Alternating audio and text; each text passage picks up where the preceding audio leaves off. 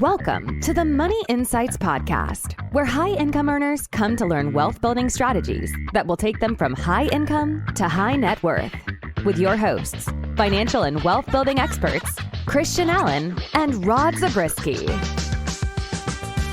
Welcome into another episode of the Money Insights Podcast, the alternative wealth building podcast for high income earners. Hey, everybody, my name's Christian Allen. I'm here with my good friend, Rod the Pod Zabriskie. Rod, what's up, man? Hey, I'm doing great. Are you excited to talk about safeguarding generational wealth through asset protection? I am so excited. I can't tell you. Man, it's enthralling. I tell you what. Okay, so here's the deal. Nobody likes to talk about asset protection is like talking about taxes. They're just so boring, right? Mm-hmm. We are going to attempt to make this conversation about asset protection less boring, a little bit more entertaining, and hopefully we'll give some good ideas on how you can make sure that you're better prepared to keep your money, keep that hard-earned money that we've worked so hard for. Okay, so Rod, before we get into it, is anything going on in your world that we need to know about? I mean, you've always got kids going off to who knows where. You have like 17 kids that have gotten married in the last couple years. Like, what's going on in the Zabriskie household before we move into the real stuff? There is always something going on, but I don't have any like big announcements. Nothing big? It's been a little bit quiet, but I'll tell you, we have some stuff coming up. So okay. Well, you keep us posted. The entire Money Insights Nation is waiting for your next update. Okay, man, I'll bring it. Rod the Pod. Okay. All right. Let's talk about asset protection, Rod, and why it's an important aspect of building wealth. And we oftentimes talk about this idea of building generational wealth, right? And we almost say it so often that it just becomes rhetoric.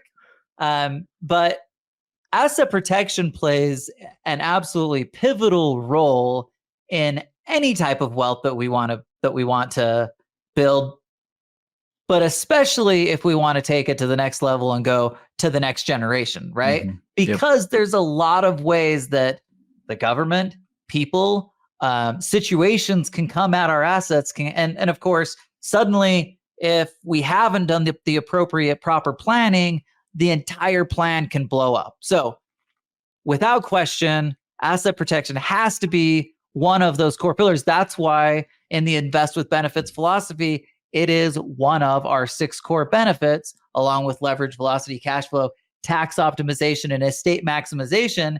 Asset protection is as critical as any of those other elements. So maybe to kick things off, Rod, just give us kind of high level from your perspective. What does asset protection mean, right? Like we're talking about it as if everybody, but it probably means different things to different people. Give us some thoughts. Yeah, well, and I think a lot of people do some asset protection and maybe aren't even thinking about it. But it's saying that if we're going to build wealth, let's build it in ways that keeps it at arm's length from all these people who want to get their grubby hands on it. Right? Okay, so maybe let's start there. Who wants to get their hands on it? Well, I think lawsuits are the first thing that a lot of people think of, because you just living your life, right? Yourself or maybe even a family member, you cause a car accident or whatever, someone slips and falls on your property, and all of a sudden someone wants to come after your assets. And especially if you're a high income earner and you have that target on your back, they know you're whatever, a physician, an attorney, some sort of a real estate investor, a business owner, any of those successful careers are somehow just get targeted, right? Yep. And so that becomes a problem. But on the other hand, we can own assets in certain ways. We can position them in certain ways to, number one, make them so they're less visible or invisible, right? If the person who slipped and fell, they hire an attorney, the attorney starts looking and trying to find your assets, and they don't see them. That by itself is a huge step toward asset protection. And then also, even if they can see them, but they're out of reach, they have some protection between the individual who wants it and getting at them, then you just may not end up being sued. But the flip side could be that if they can see them and they're not positioned correctly, they're absolutely going to come after you. What about the IRS, Rod? Is that another thing that we need to be?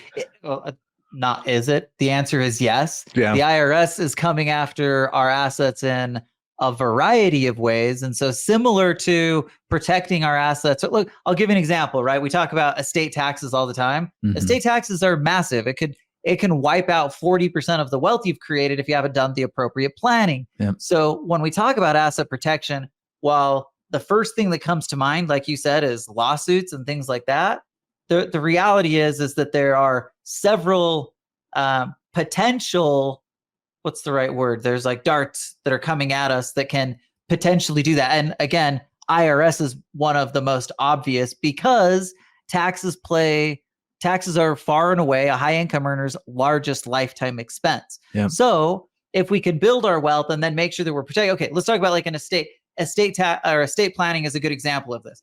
If suddenly instead of paying 40% on those assets, I can move those from one generation to the next without doing that with the appropriate planning, that is very much a form of protecting my assets so that I can create the generational wealth we're all after. Yep. Okay. And that's a great point because we have, among our core benefits, we have asset protection and we have estate maximization, and they really do often go hand in hand because the similar things that you're doing to protect your assets while you're living are also similar things that you're doing to make them pass along efficiently to the next generation. So we will hit on both, and they're both important. You want to trigger both, but just realize that there is some crossover as it relates to the specific strategies that we use. Okay, so let's jump in. Let's talk about a few of the assets that are most common that we need to be thinking about. Now, obviously, asset protection across the board is important. And so when we talk about it, we're usually talking about it at like a high level, right? Mm-hmm. But what happens in reality is that it's oftentimes done incrementally as we go and as we invest. So I'll give you an example. Real estate, obviously there's factors that we need to be considering when we're investing in real estate. There's market fluctuation, there's potential property damage, there's potential legal disputes. These are all things that are potentially attacking our real estate.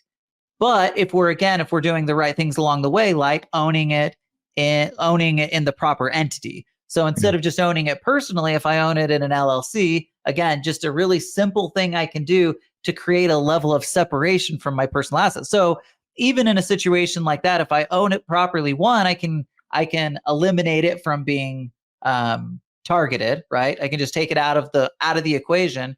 And number two, I can get it away from from me, so that even if there's an issue with, let's say it's my piece of real estate and someone, the renter's upset about something and they decide to sue us. Well, if that's the case and I own it personally, then there's the potential that they could come after all of my personal assets, right? I think what's the old adage? Control everything, own nothing. Yeah. Right? Yep. And if you want to be really good in the estate or in the asset protection world, that's kind of the key. Control things as much as you can, but make sure that you don't own them personally. Because again, if that's the case, people can take you for all you're worth. Okay. Yeah. And if you own what are some other examples? Yeah. If you own multiple pieces of real estate, you want to isolate those in their own LLC. In other words, the example you gave, those renters are coming after you if you have not only created an LLC around it, but LLCs around your other properties.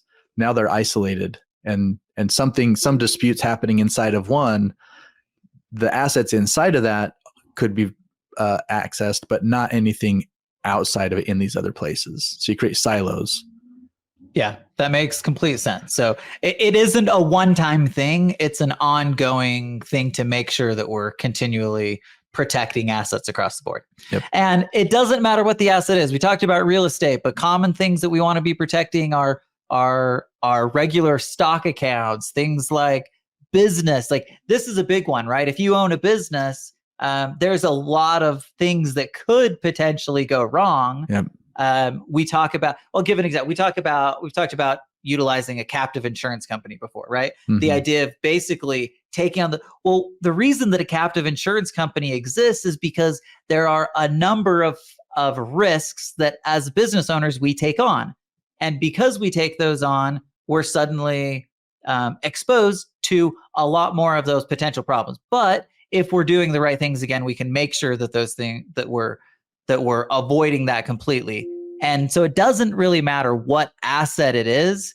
regardless of that, you've just got to make sure that you're doing the right things depending on the situation. So, and again, the structure, the entity, the planning that we're doing will look different depending on whether it's at the full, like, high level over our entire financial world, whether it's a specific asset like real estate or stocks. But regardless of that, it has to be done. Even needs to be you even need to be thinking about it with like your cash and savings. Okay, so Rod, let's kind of get into why it's important from a wealth building perspective. Okay, so we talk about it. Maybe it's obvious, right? Maybe it's just simple as, hey, if I don't do it, then suddenly someone could come in, or an outside threat could come in and just wipe us out. I mean, is it more complicated than that, or is it just that simple? Well, I mean, at its core, it is that. But what I see happen in the evolution is that someone, maybe they don't have wealth, they start to build wealth, and then they're like, okay, now I got to make sure that I want to continue to build wealth, and I want to protect what I have, right? So now what we're trying to do is just bring to light some of the things, some of the angles where you might want to make sure and do that, and then ways to actually do it. Okay, so again, we talk about generational wealth, the importance of asset protection, and that maybe hit on specifically why it's critical and I hit on this I touched on it, but from a wealth transfer perspective specifically. Mm-hmm. Yeah, well, I mean, it's when you talk about just the idea of compounding wealth and that carrying forward into the next generation, obviously, if there are loss of assets or loss of even momentum on that, right, then it becomes a very different amount that you're able to pass on than it otherwise would have been. So we're talking about preserving wealth, obviously, but it's also things like mitigating risks. And we always try to understand the risks of what we're doing and the things we invest in. But as it relates to protection of wealth, thinking about those things that erode our wealth. And it could even be things like inflation, right? So yeah, taxes, inflation, any outside factors, economic conditions, right? What's going on, like the economy as a whole, all of those things have a real impact on it. It could be the changing of laws. All of these things kind of come in and can have, again, deteriorating factors. Or if I plan appropriately, I can use them as opportunities to continue to grow and protect my wealth. Yeah. And if you're being balanced, then you're guarding against certain risks while also taking on others. So for example, liquidity is a huge need for all of us. Well, in order to keep it liquid, we also often end up putting in a place where we're getting very little return. So we're more susceptible to things like inflation or interest rate risk or things like that. And yet there are things that we can do to kind of do both, create tax savings, have that liquidity, still have access to it, but also have it be growing for us in a way that is responsive to inflationary types of things. And life insurance is obviously one of those, right? We talked a lot about that and the different benefits we get from that.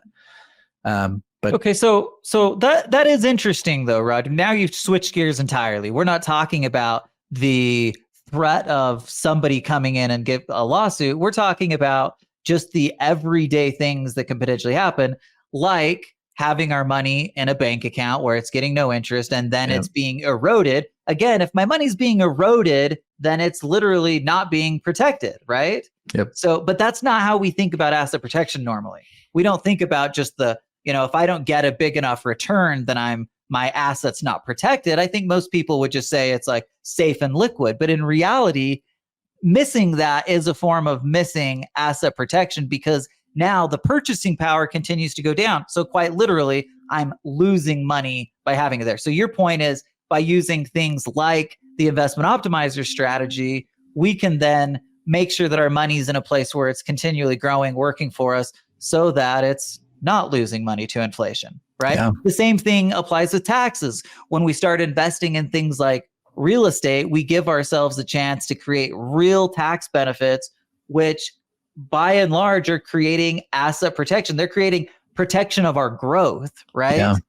And that's as powerful and important as protecting it from outside creditors and lawsuits and things like that. Yep. Okay. Oh, go ahead. Yeah, one other thing that comes to mind as well. We talked about kind of inside of a business setting, different things that can happen there, and the risks.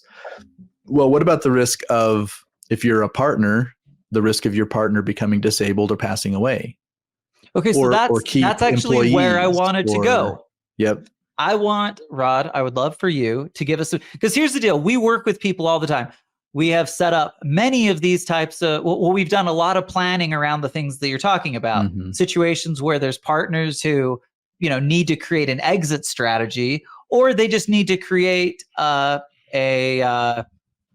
the right word? A backup plan, so that if something goes wrong, not the way that they hoped for, then there's something in place, that the planning, the preparation is in place to make sure that things can continue regardless. So I would love it, Rod, if you could give an example of maybe a client that we've worked with who we've had to help.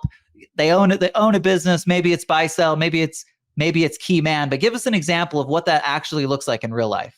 Yeah. So client comes to mind. We'll just call him George. And business owner, partner, 3 partners in the company, and gratefully. Okay, what does George do? Just because I'm trying to create some vision of what this looks like. So it's a dental practice, multiple locations, but with the 3 partners. And gratefully, they kind of foresaw this possibility of, if one of the partners dies, then what? And really, there are different angles of that, because what happens with the family, what happens with the business, and really the ownership of the business. And what a lot of people don't realize is that their formation documents likely included some language called buy-sell, where if one of the partners passes away, the surviving partners are obligated to buy out the family at whatever that current market value is for that portion of the business. But they also often don't take the next step and say, okay, how are we going to do that? Right? How are we going to facilitate having the funds to actually do that if something happens? So in this case, the 3 partners, one of them actually did pass away. And again, gratefully, they had thought ahead and had buy-sell, not just the agreement in place, but they had they had life insurance in place, so that when that partner passed away, that death benefit came to the surviving partners, and they were able to use that to pay to the family. So ultimately, it gets to the family. But what's happening is they're buying the company, those shares that deceased partner owned, and now the family owns, back to the partnership. So it stays intact. The family is taken care of. And, as much as we like our business partners, we don't necessarily want their family as our business partner. And so it kind of solves a lot of those problems. And then what happened is they then brought on an additional partner. And so just recently we worked with them to now include him inside of that buy-sell, now buying insurance policies on each other. So now, again, all 3 partners are protected.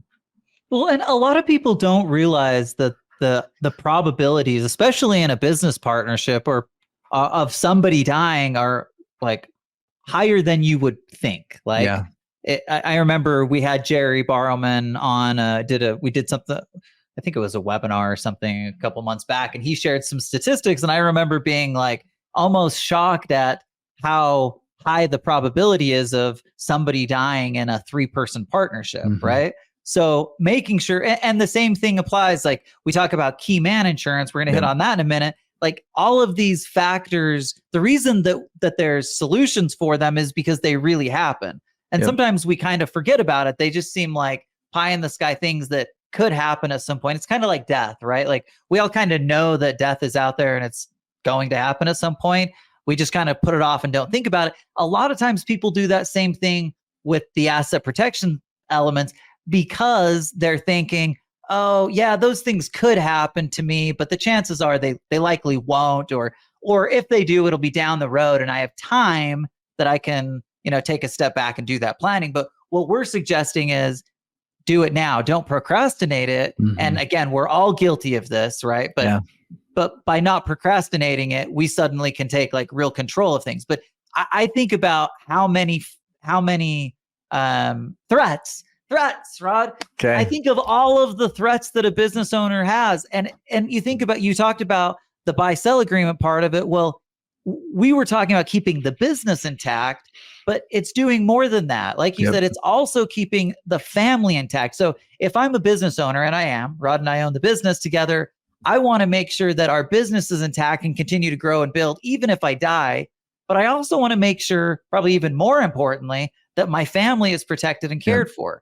And so doing these things ends up being an incredibly important part of making sure that happens. And can I just tell you, having seen situations where it didn't go that way, it is really sad, right? Because again, it can blow everything up in a minute. Somebody that's like running on autopilot, doing incredibly well, happy, comfortable, in a great place, suddenly one of these major unforeseen things happens, and now it just derails us completely. Absolutely. So we can't emphasize enough how important it is to make sure that that's the case, that you were doing those things.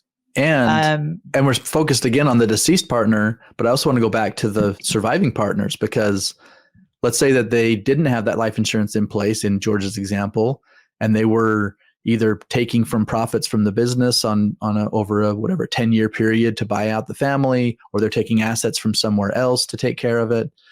That's a real downgrade in their wealth in order to take care of that. Even if the business does survive, they've had to reallocate a whole bunch of assets to make that happen.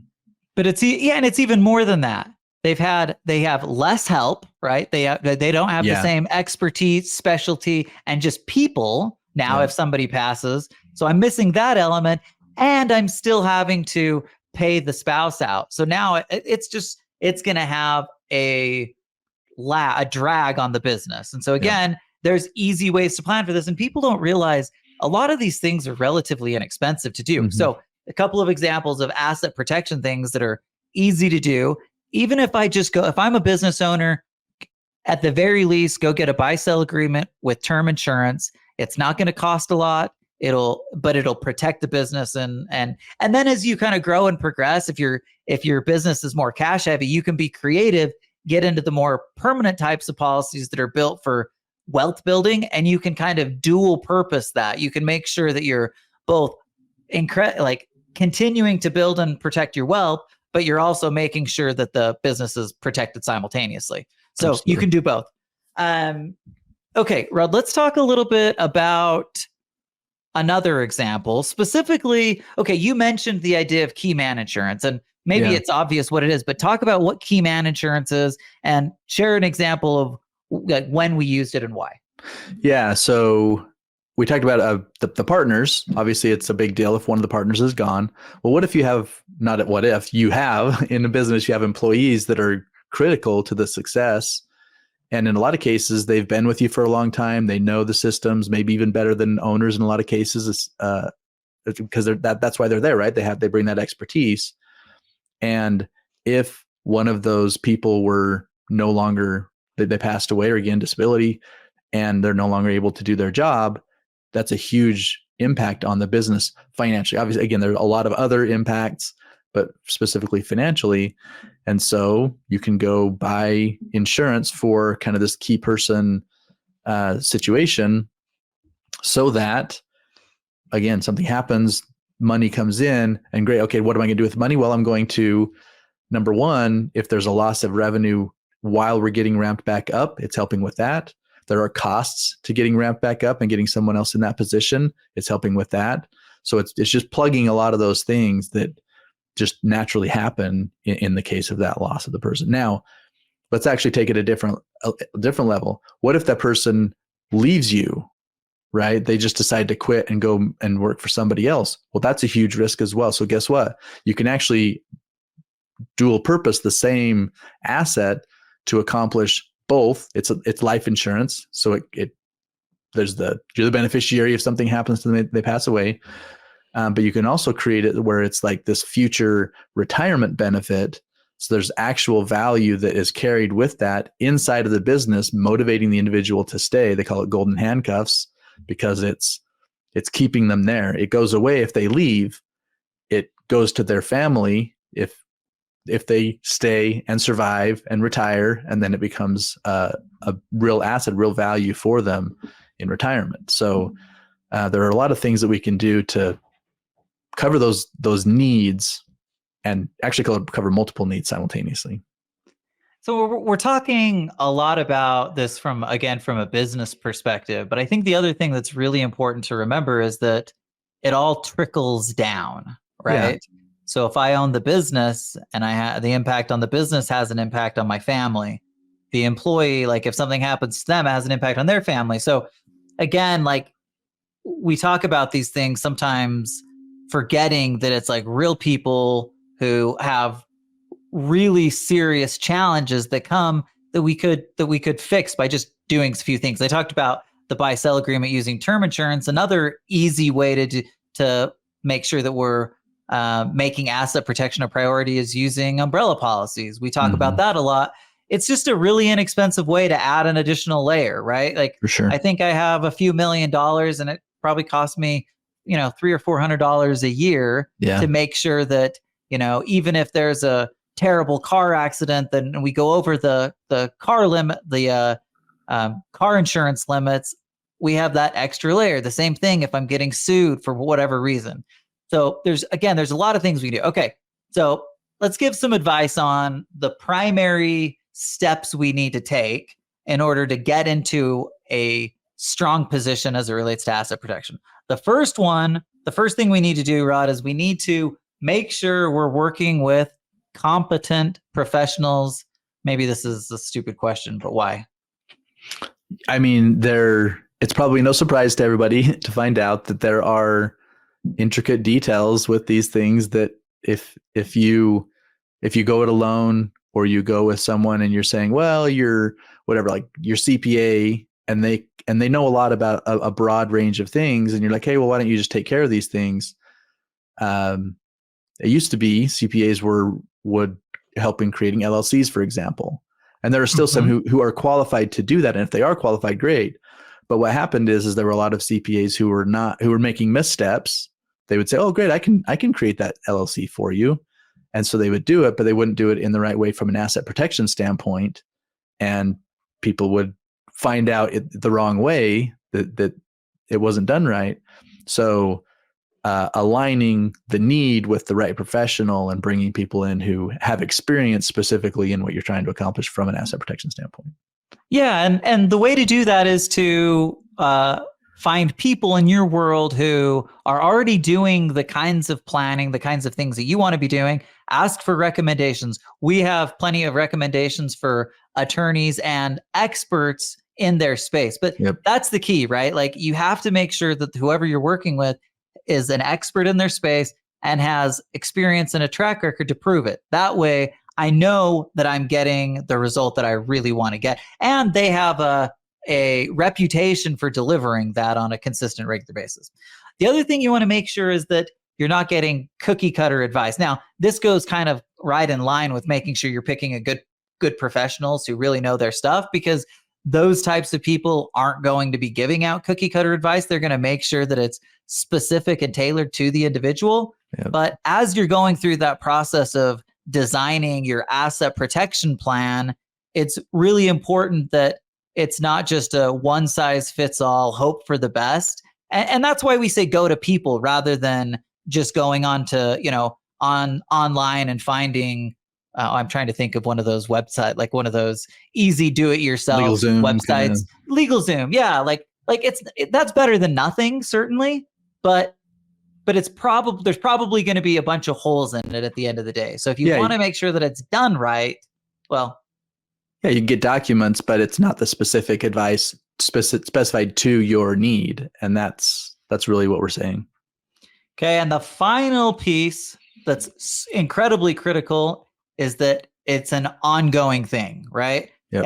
You have to be consistently looking at it, updating, and making sure that the plan fits for whatever part of our life are in. So what I'm suggesting here is that you can't leave your asset. You can't say, okay, hey, I did my asset protection planning like 15 years ago, so we're good. Mm-hmm. That's just not how it works, right? When I buy a new piece of property, if I want to make sure that I'm doing it the right way, I'm going to have to go own that in an LLC. And by doing that, of course, I am protecting the asset. So it's consistently making sure that each asset fits into that broader plan. And again, if I follow those steps, one, I'm working with qualified professionals, I'm making sure they're tailored solutions, then it's really easy to make sure I have kind of a simple review process that makes sure that I'm up to date. And maybe it's just as simple as, visiting with those people on a yearly basis to update those things in conjunction with knowing that, okay, when I buy a piece of property or I own a new asset, I want to make sure that I own that singular asset properly as well. Yeah. And it's not only that your situation changes and evolves, the laws change. And even court decisions can create new precedent that makes a difference in whatever thought process your attorney may have had when they set up your trust or your, these documents, the LLC, that then needs to be adjusted and tweaked. And it's all changing, right? So here's kind of my final thoughts, Rod. I'm going to make it quick.